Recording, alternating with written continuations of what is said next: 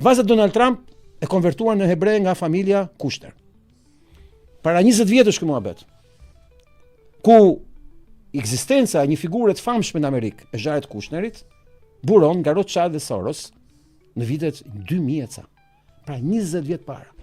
I famshëm në Amerikë si një multimilioner i ri, talentuar, i cili u promovua fort. Dhe marrëdhënia e kryqëzisë Trump-Kushner përcaktonte raportin e Trumpit me lobin hebre që ky s'duhet pengohej për të bërë një karrierë politike. Pse?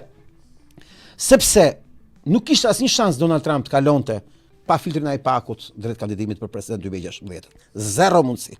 Por po aq e vërtet që në 2020 Trumpi u bind e preku me dorë dhe përzuri përgjithmonë nga shtëpia Jared Kushner me gjithë vajzën e vet Ivankën, që ishte personi më i famshëm i karrierës së re politike në Amerikë në atë kohë 2016-2020, Ivanka Trump, për shkak se e ndjej totalisht i tradhtuar dhe nuk kemi detaje se çfarë quan Trumpi tradhti nga Jared Kushner dhe Ivanka e tij në atë kohë.